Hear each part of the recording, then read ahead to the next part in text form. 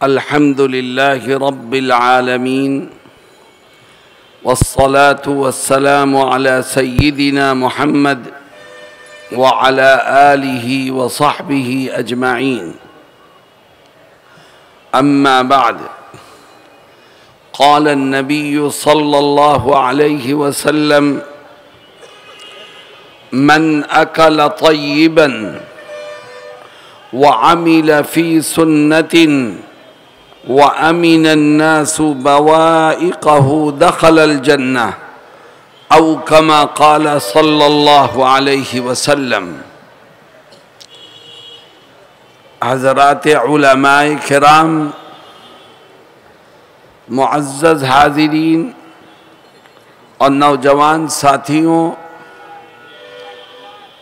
अल्लाह रब्बुल इज़्ज़त का ये फ़ज़्ल व करम और उसका एहसान है कि उसने हमको और आपको ईमान की दौलत से माला माल फरमाया।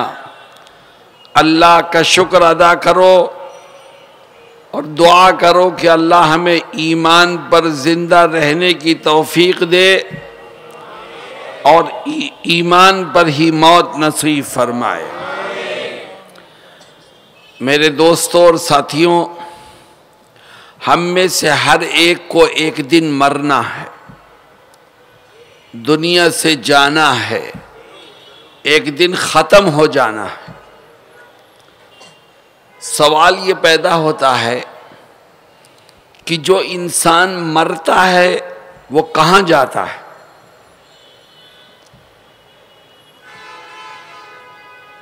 दुनिया में बहुत से मज़हब हैं और हर एक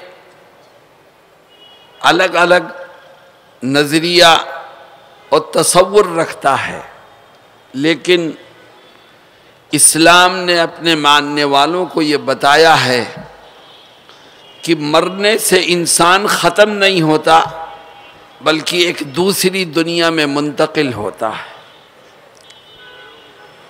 और उस दूसरी दुनिया में दो ठिकाने हैं, एक जन्नत है, दूसरा जहन्नम है। और अजीब बात यह है कि जितने हम लोग यहाँ बैठे हैं या जितने मानिश दुनिया में हैं, हर एक की दो सीटें हैं अल्लाह के यहाँ, हर एक आदमी की, एक जन्नत में है, एक जहन्नम में है। अल्लाह रब्बुल इज़्ज़त ने दोनों जगह हर इंसान की सीट रखी है और फिर इंसान को ये इख्तियार दिया है कि इनमें से जौन सी सीट चाहो कैंसिल करा दो और जौन सी सीट चाहो कन्फर्म करा लो। हमारी एक सीट जन्नत में भी है, एक जहन्नम में भी है। आओ हम दुआ करें कि अल्लाह हमारी जन्नत वाली सीट को कन्फर्म कर दे और जहन्नम वाली सीट को कैंसिल कर दे। लेकिन मेरे दोस्तों और साथियों, जन्नत वाली सीट अगर कन्फर्म कराना चाहते हो तो ये काम सिर्फ दुआओं से नहीं होगा, सिर्फ ख्वाहिशात से नहीं होगा, सिर्फ चाहने से नहीं होगा, बल्कि उसके लिए दुनिया की इस जिंदगी में कुछ काम करने पड़ेंगे। मुझे बताओ कि वो काम करने के लिए तैयार हो? इंशाअल्लाह। कितने काम करने पड़ेंगे, क्या काम करने पड़ेंगे? बहुत लंबी फहरिस्त नहीं है, सिर्फ 3 काम हैं, सिर्फ 3 काम। जिसने दुनिया की इस जिंदगी में ये 3 काम कर लिए, अल्लाह उसकी जन्नत वाली सीट को कन्फर्म कर देगा और जहन्नम वाली सीट को कैंसिल फरमा देगा। वो 3 काम क्या हैं, मैं एक एक करके बयान करूंगा, मगर मेरी एक शर्त है और वो शर्त यह है कि इस बात का अहद करो कि हम उन तीनों कामों को सुन करके उन पर अमल करेंगे। मेरे दोस्तों, वो 3 काम हैं क्या? नमाज, रोज़ा, हज, ज़कात, इसका तज़किरा नहीं है। क्यों? नमाज पढ़ना तो फ़र्ज़ है, रमज़ान के रोज़े रखना भी फ़र्ज़ है, मालदार पर हज करना, ज़कात देना फ़र्ज़ है। वो काम करना लाजिम और ज़रूरी है, उनका तज़किरा नहीं है। अगर तुम चाहते हो कि खुदा जन्नत वाली सीट को कन्फर्म कर दे और जहन्नम वाली सीट को कैंसिल कर दे, तो नमाज, रोज़ा, हज, ज़कात के साथ साथ 3 काम और करो। अगर ये 3 काम करोगे तो इनकी बरकत से नमाज, रोज़ा, हज, ज़कात कबूल होगी, वरना नहीं कबूल होगी। वो 3 काम हैं क्या? हज़रत मोहम्मद मुस्तफ़ा सल्लल्लाहु अलैहि वसल्लम एक हदीस शरीफ में उन तीनों कामों को जिक्र करते हैं और फरमाते हैं, मन अकल तय्यबन व अमिल फी सुन्नतिन व अमीन अन्नासु बवाइक़हु दखलल जन्नह। क्या फरमाते हैं? कहते हैं कि अगर तुम ये चाहते हो कि अल्लाह तुम्हारी जन्नत वाली सीट को कन्फर्म कर दे और जहन्नम वाली सीट को कैंसिल कर दे, तो नमाज, रोज़ा, हज, ज़कात के साथ साथ 3 काम और करो। उन 3 कामों में से पहला काम यह है कि आज से इस बात का अहद कर लो कि ज़िंदगी के आखिरी सांस तक जो लुक़मा मेरे पेट में जाएगा वो हलाल का होगा। अगर तुम्हारा खाना हलाल है, तुम्हारा पीना हलाल है, तुम्हारा कारोबार हलाल है, तुम्हारी बिजनेस हलाल है, तुम्हारी आमदनी हलाल है, तो अल्लाह इसकी बरकत से तुम्हारी नमाजें भी कबूल करेगा, रोज़े भी कबूल करेगा, हज भी कबूल करेगा, ज़कात भी कबूल करेगा। और अगर इन आदमी मानुष हराम खाता है और नमाज पढ़ता है, तो जो हराम खा के नमाज पढ़ेगा उसकी नमाज कबूल नहीं होगी। जो हराम खा के रोज़ा रखेगा उसका रोज़ा कबूल नहीं होगा। जो हराम खा के हज पर जाएगा या ज़कात देगा उसकी कोई नेकी कबूल नहीं होगी। मेरे दोस्तों और साथियों, इतना बड़ा मजमा है, मेरी तबीयत ख़राब है, मेरी आवाज़ से आप समझ रहे होंगे नज़ला ज़ुकाम है, लेकिन मैं फिर भी बोल रहा हूँ। क्यों? मैं ये चाहता हूँ इस मजमे का एक एक आदमी जन्नत में जाने वाला बन जाए। जो कारोबार करो सच्चाई के साथ करो। आज मुसलमानों के खाने पीने और कारोबार को हराम बनाने की कोशिश की जा रही है। चुनांचे मुसलमान कारोबार करता है, कैसा? सूदी कारोबार करता है। सूद लेना भी हराम, सूद देना भी हराम, सूदी कारोबार भी हराम।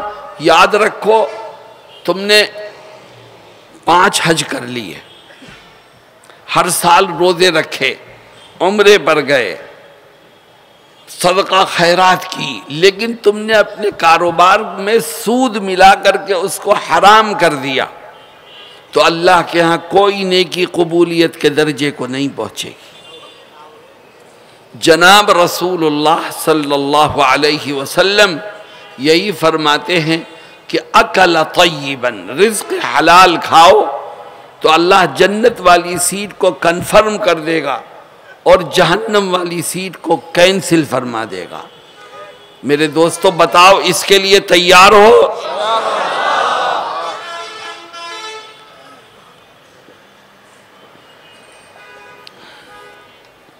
आज बहुत से मुसलमान मस्जिद से दूर हो रहे हैं, नमाजों से दूर हो रहे हैं, इबादत से दूर हो रहे हैं। क्यों?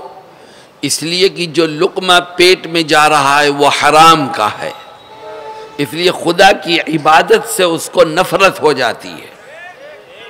मेरे दोस्तों और साथियों, थोड़ा कमाओ मगर हलाल का कमाओ तो अल्लाह उस थोड़े में भी बरकत अता फरमाएगा।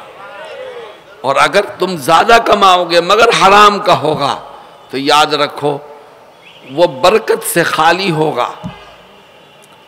मैं हिंदुस्तान में एक जगह बयान कर रहा था और मैंने कहा कि थोड़ा कमाओ हलाल का तो खुदा उसमें बरकत देगा। तो एक साथी ने मुझसे पूछा कि मौलाना आप ये कहते हैं कि रिज़्क़ हलाल में बरकत होगी, तो क्या मतलब? मैं 1000 टका हलाल का कमा के लाया, मैं अपने रात में उसको अपने तकिए के नीचे रखूंगा तो बरकत होगी, क्या मतलब सुबह को वो ये 1100 बन जाएगा क्या? बरकत का क्या मतलब? ये 1200 हो जाएगा क्या? तो मैंने उसको समझाया और मैंने कहा नहीं, 1000 टका सुबह को तू निकालेगा तो वो 1000 रहेगा, लेकिन बरकत का मतलब ये है कि ये रिज़्क़ हलाल है, अल्लाह इस थोड़े से पैसे में गैब से तेरी तमाम ज़रूरतों को पूरा फरमा देगा। रिज़्क़ हलाल है ये, इसकी बरकत से अल्लाह तुझे बीमारियों से बचाएगा, चोरों से बचाएगा, कोर्ट के चक्कर से बचाएगा।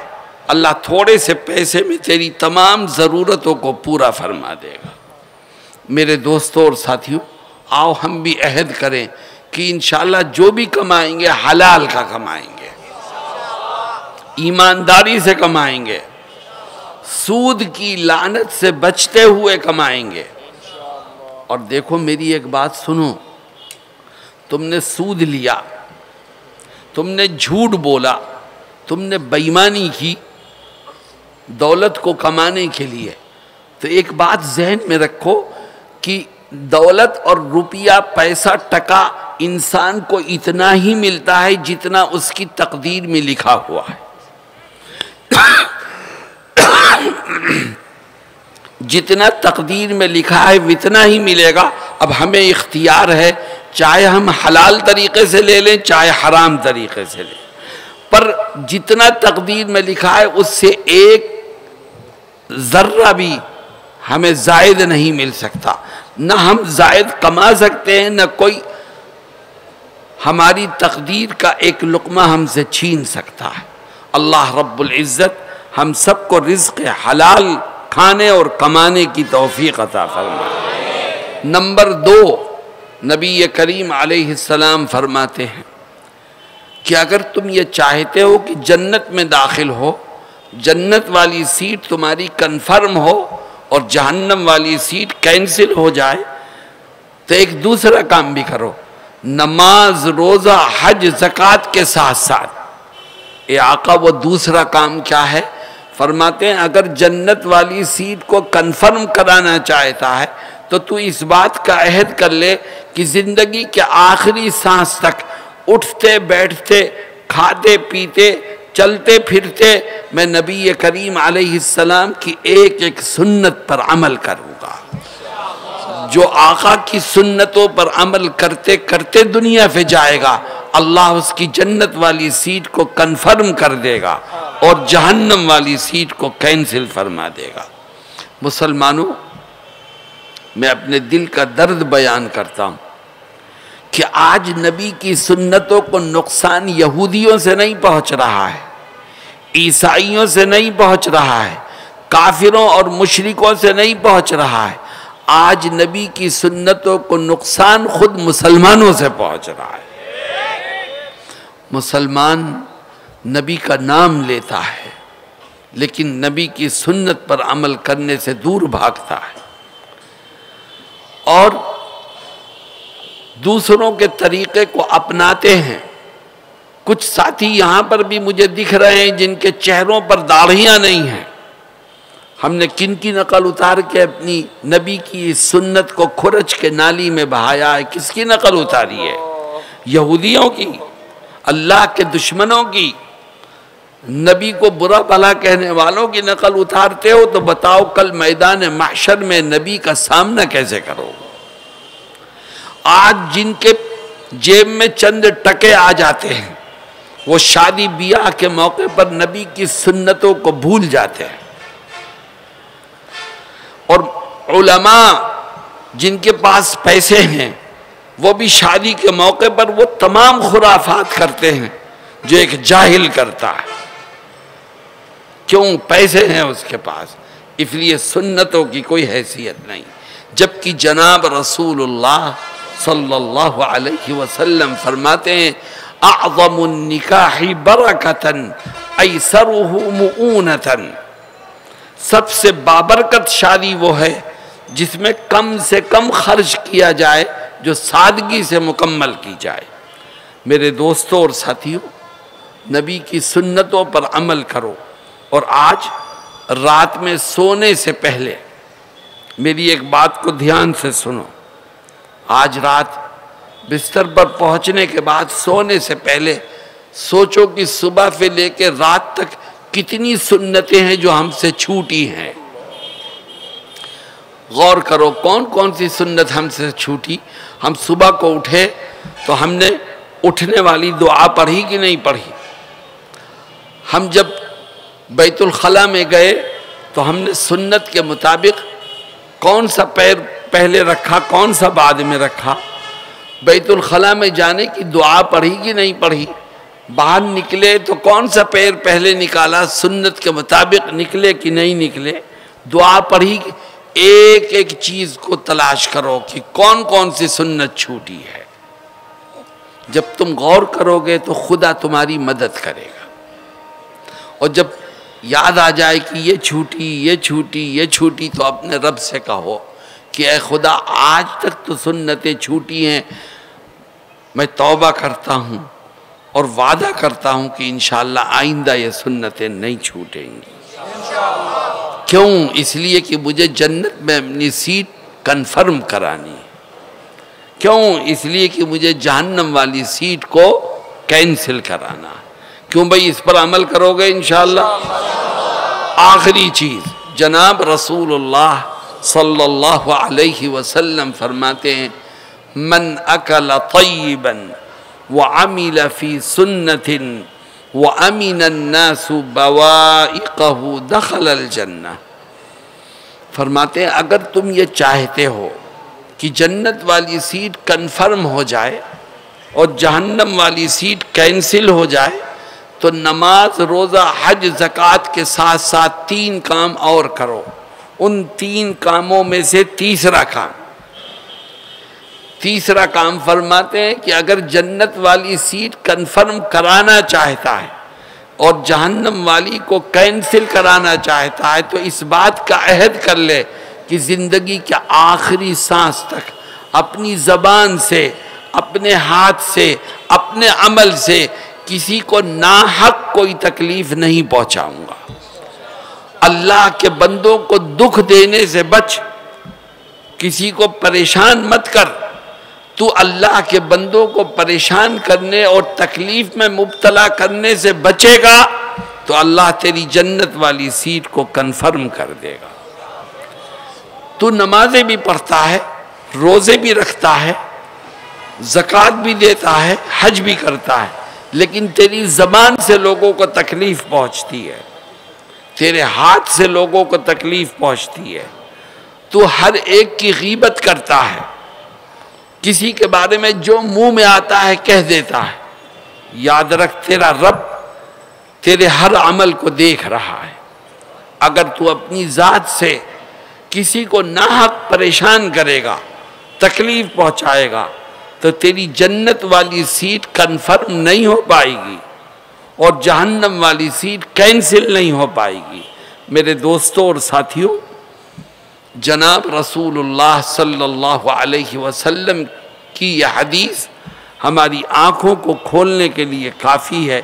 आज हम आपस में एक दूसरे से झगड़ रहे हैं, इख्तिलाफात हैं, नफ़रतें हैं, एक दूसरे को तकलीफ़ पहुंचाकर हमें खुशी महसूस होती है। बताओ, जो अपने साथी को तकलीफ़ पहुंचा के खुश हो वो जन्नत का मुस्तहिक कैसे बन सकता है। अल्लाह रब्बुल इज़्ज़त हम सबको नेक आमाल की तौफीक अता फरमाए और ये जो 3 अच्छाइयाँ जनाब रसूलुल्लाह सल्लल्लाहु अलैहि वसल्लम ने ज़िक्र फरमाई हैं उनको अपनाने में हमारी मदद फरमाए और हमें कहने और सुनने से ज़्यादा अमल की तौफीक से माला माल फरमाए। व आखिरु दावाना अनिल हम्दुलिल्लाहि रब्बिल आलमीन।